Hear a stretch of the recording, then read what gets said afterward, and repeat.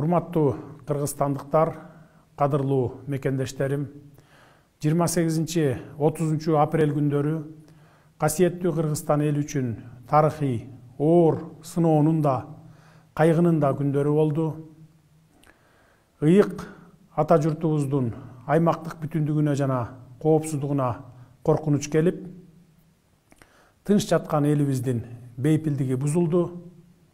Бирок Кыргызстандын чек ара жана күч органдарынын күжүрмөн даярдыгы, моралдык жактан бийик маанайы жана каармандыгынын аркасында өлкөбүздүн аймактык бүтүндүгүн сактап кала алдык. Тилекке каршы чоң жоготууларга учурадык. Миңдеген жарандарыбыз жашаган жерлерин аргасынан таштап кетүүгө мажбур болушту. Каза болгондордун үй бүлөлөрүнө, жакындарына көңүл айтам, аза кайгысын тең бөлүшөм. Элимдин уул кыздарынын, айрыкча 12 жашар кызымдын өлүмүнө кайгырып, ичимен кан өтүп турат. Ошондой эле жүздөгөн жабыркаган жарандарыбыздын тез аранын ичинде сакайып кетишин тилеймин. Мамлекетибиздин, элибиздин кызыкчылыгын коргоп, жанын берген каарман жоокерлерибиздин эрдигине башым тийип таазим этемин. Жоокерлерибиз Манас атанын чыныгы урпактары, Кыргыздын нагыз эр жүрөк баатырлары экендигин далилдеди. Дарыгерлерибиздин, куткаруучуларыбыздын жана гуманитардык жардам көрсөтүп жаткан ыктыярчыларыбыздын ишин өзгөчө белгилейм. Алардын көкжалдыгы, эрдиги жана күйүмдүгү кийинки муун үчүн өрнөк. Кыргызстандын чек ара жана күч органдарынын айбат көрсөтүп, өз өлкөсүн өжөрлүк менен коргогондугунун натыйжасында сүйлөшүүлөр башталып, бир гана дипломатиялык жолдун зарылдыгы аныкталды. Мен Тажикстандын президенти Эмомали Рахмон менен 2 рет сүйлөштүм.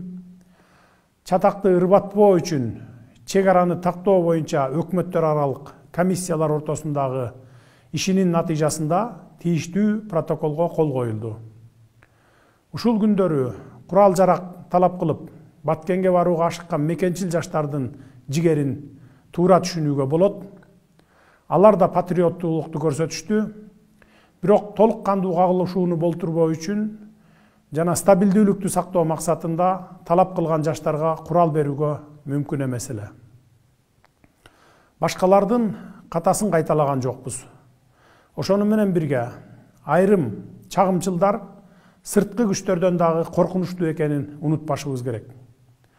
Өзүбүздүн күч органдарыбыздын аракеттерине жолтоо болбоо үчүн тартипти сактоо маанилүү болчу. Өз кезегинде биз өзүбүздүн куралдуу күчтөрүбүздү чектеш мамлекеттин айыл кыштактарын басып алып жана тынч элине кол салып, үйлөрүн талкалоого эч качан жол бербейбиз. Кыргызстандын чегинен чыкпоого, биринчи болуп ок атпоого бекем көрсөтмө бердим. Себеби чатак ырбаса, эки тарап тең мындан чоң жоготууларга учурамак, 100 миңдеген үй бүлөлөр кайгы муңга бөлөнмөк. Ушуну элибиз туура түшүндү деп ойлоймун. Кудай жалгап эки тарап кандуу согушту токтоттук. Кагылышуу дагы канча убакытка уланмак, бир жараткан билет. Куралдуу кагышуунун уланып кетишине эки тарап тең жол бербешибиз керек. Анткени биз түбөлүк коңшуларбыз. Ата-бабаларыбыздан калган жерибизди таштап, башка жакка көчүп кете албайбыз. Биздин максатыбыз элибиздин бейпилдиги, мамлекетибиздин аймактык бүтүндүгү. Ушул тапта элдерди жайгаштыруу иши башталды. Ар бир үй бүлөгө кайрылам. Ээлеп келген жайларыңарга кайтыңыздар.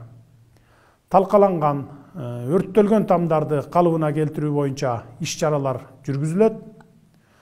Эл аралык коомчулук бизди колдоп, ар тараптуу жардам берүүгө даярдыгын айтууда. Аларга ыраазычылык билдиребиз.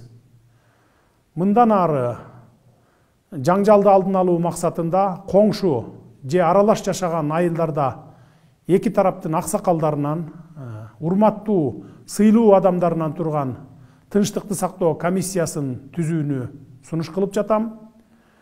Болгон окуяны териштирүүгө тапшырма бердим. Чагымчылдардын жетегине жетеленип кетпейли. Согуш эч кимге жакшылык алып келбестигинин четин эле көрдүк. Мындан ары жергебизде тынчтык болсун.